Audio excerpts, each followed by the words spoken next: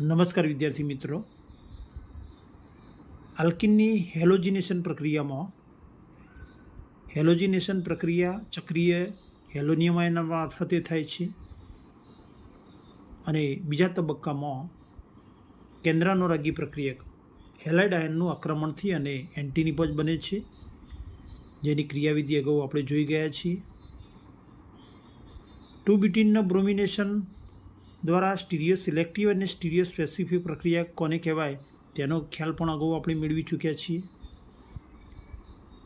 2-બ્યુટીનના બે અવકાશીય સમઘટકો સિસ-2-બ્યુટીન અને ટ્રાન્સ-2-બ્યુટીન શક્ય છે.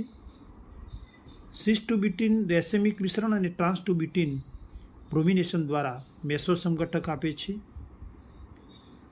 આ બંનેની સિસ-2-બ્યુટીનની ક્રિયાવિધિ અને ટ્રાન્સ-2-બ્યુટીનની ક્રિયાવિધિ પૈકી આજે આપણે સૌપ્રથમ સિસ-2-બ્યુટીનની બ્રોમિનેશન પ્રક્રિયાની ક્રિયાવિધિ જોઈશું અને સિસ-2-બ્યુટીનના બ્રોમિનેશન દ્વારા રેસેમિક મિશ્રણ બે પ્રતિબિંબિત સમઘટકોનું 50% મિશ્રણ મળે છે, એટલે કે પ્રતિબિંબિત સમઘટકો મળે છે, જેની સમજૂતી વોલેન્સ્ટિક મોડલ દ્વારા લઈશું.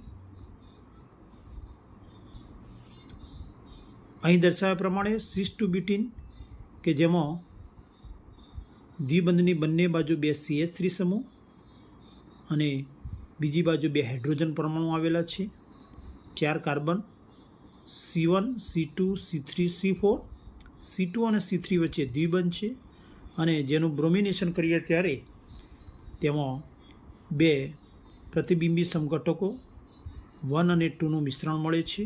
1માં બંને કાર્બન પરમાણુઓનો વિન્યાસ રેક્ટસ અને સમઘટક 2માં બંને સિનિસ્ટર છે. કાર્બન નંબર 2 અને કાર્બન 3 બંને રેક્ટસ, કાર્બન નંબર 2 અને કાર્બન નંબર 3 બંને સિનિસ્ટર છે અને આ બંને સમઘટકોનું 50% મિશ્રણ 50% મિશ્રણ મળે છે, જે રેસેમિક મિશ્રણ તરીકે ઓળખાય છે.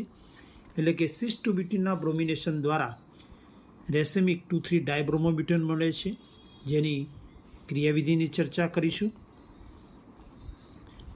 આ ક્રિયાવિધિ અગાઉ આપણે જોઈ ગયા તેમ આલ્કીનના હેલોજિનેશનની પ્રક્રિયા જે હેલોનિયમ આયન મારફતે થાય છે. આ પ્રક્રિયા બે તબક્કામાં થાય છે, એટલે કે સિસ-2-બ્યુટીનનું બ્રોમિનેશનની યોગશીલ પ્રક્રિયાના બે તબક્કાઓ પૈકી પ્રથમ તબક્કામાં ચક્રીય બ્રોમોનિયમ આયનની ઉત્પત્તિ થાય છે, જેમાં સૌપ્રથમ સિસ-2-બ્યુટીનના પાઈ વાદળની હાજરીમાં બિનધ્રુવીભૂત જે બ્રોમિનનો અણુ છે તે બ્રોમિનના અણુનું ધ્રુવીભવન થાય છે, જેમાં બ્રોમિનનો એક છેડો ધનભારિત અને બીજો છેડો ઋણભારિત બને છે. આ ધ્રુવીભૂત બ્રોમિનનો ધનભારિત છેડો દ્વિબંધના પાઈ ઇલેક્ટ્રોન વાદળ સાથે આંતરક્રિયા કરી અસ્થાયી મધ્યવર્તી પાઈ સંકીર્ણ બનાવે છે, પાઈ વાદળ સાથે આકર્ષાય છે, જેને પાઈ સંકીર્ણ તરીકે ઓળખવામાં આવે છે.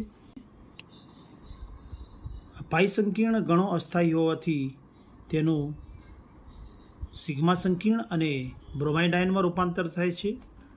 અહીં આકૃતિમાં દર્શાવ્યા પ્રમાણે આલ્કીનના પાઈ વાદળ સાથે બ્રોમિનનો અણુ ધ્રુવીભૂત બ્રોમિનનો અણુ આકર્ષાઈને પાઈ સંકીર્ણ બને છે, જેમાં ધનભારિત બ્રોમિન પાઈ વાદળ સાથે આકર્ષાયેલો છે, જે પાઈ સંકીર્ણ તરીકે ઓળખાય છે. અને આ ધનભારિત બ્રોમિન એ પાઈ ઇલેક્ટ્રોનનો ઉપયોગ કરી ગમે તે એક કાર્બન સાથે જોડાય છે ત્યારે તેની નજીકનો કાર્બન ધનભારિત બને છે, જે બ્રોમો કાર્બોકેશાન તરીકે ઓળખાય છે, એટલે કે સિગ્મા સંકીર્ણની ઉત્પત્તિ થાય છે.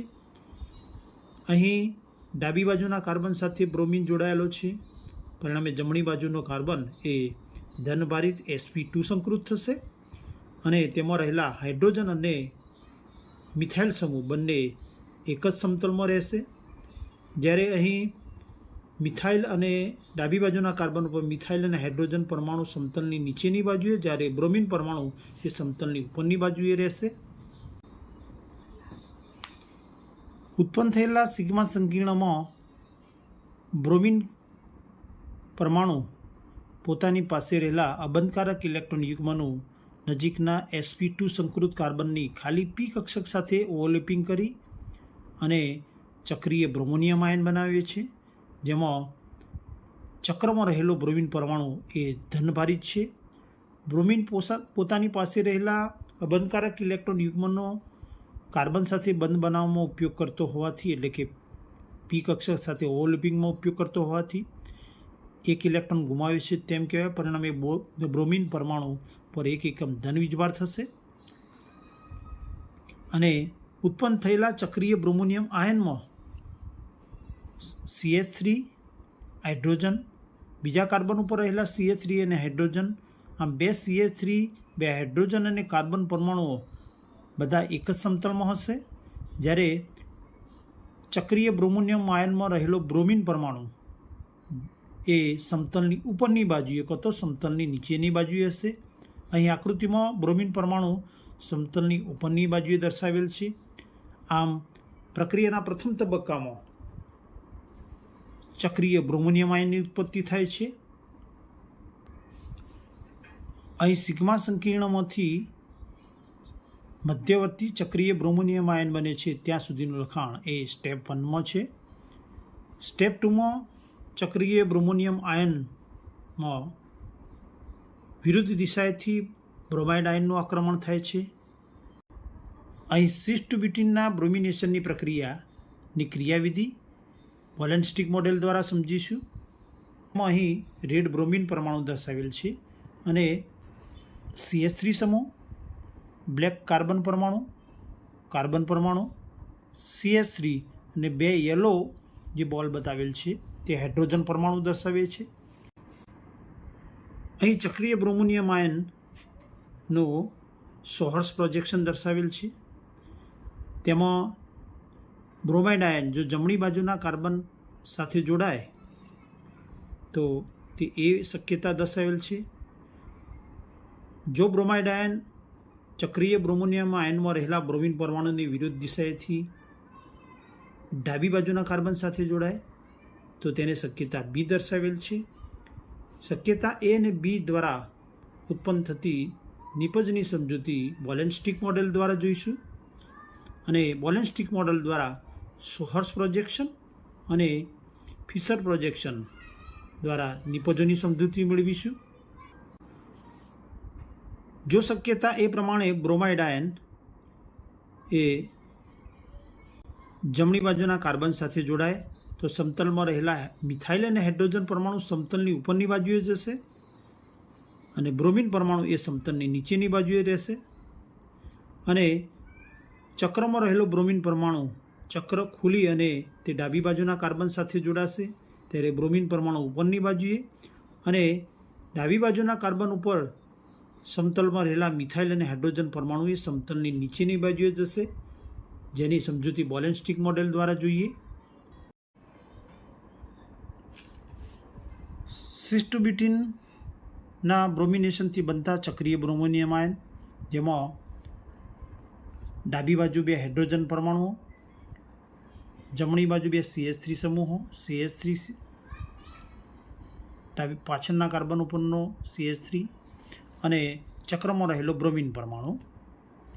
જ્યારે શક્યતા એ પ્રમાણે આ બાજુના કાર્બન ઉપર અહીં નીચેથી જ્યારે બ્રોમિન પરમાણુ દાખલ થશે ત્યારે આ બંધ તૂટશે અને બ્રોમિન પરમાણુ ડાબી બાજુના કાર્બન સાથે જોડાશે અને પરિણામે આ પ્રકારનું બંધારણ થશે.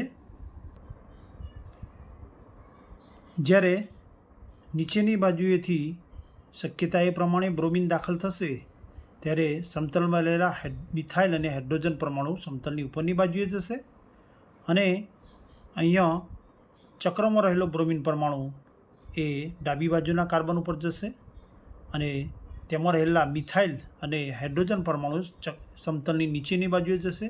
પરિણામે આ પ્રકારનું બંધારણ થશે અને તેનું સોહર્સ બંધારણ અહીં આકૃતિમાં દર્શાવ્યા પ્રમાણે બ્રોમિન, મિથાઇલ સમૂહ, હાઇડ્રોજન પરમાણુ, પાછળના કાર્બન ઉપર બ્રોમિન પરમાણુ નીચે, મિથાઇલ અને હાઇડ્રોજન પરમાણુ સમતલની ઉપરની બાજુએ અને આ પ્રકારે એનું બંધારણ થશે. તેનું ફિશર પ્રોજેક્શન જોઈએ તો ફિશર પ્રોજેક્શનમાં મુખ્ય શૃંખલાને એક જ સમતલમાં લાવીએ તો બે મિથાઇલ સમૂહને એક જ ઊભી રેખામાં લાવીએ તો આ પ્રકારે બંધારણ થશે અને ઊભી રેખામાં રહેલા સમૂહો એ મુખ્ય શૃંખલા દર્શાવે છે. તો એનું બંધારણ આ પ્રકારે થશે: મિથાઇલ, કાર્બન, કાર્બન અને મિથાઇલ. ડાબી બાજુ Br, જમણી બાજુ હાઇડ્રોજન પરમાણુ. ઉપરના કાર્બનમાં ડાબી બાજુ હાઇડ્રોજન પરમાણુ અને જમણી બાજુ Br.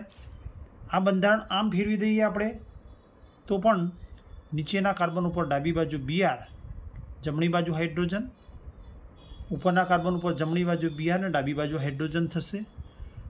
ટૂંકમાં જ્યારે A કે B શક્યતા દર્શાવીએ ત્યારે જો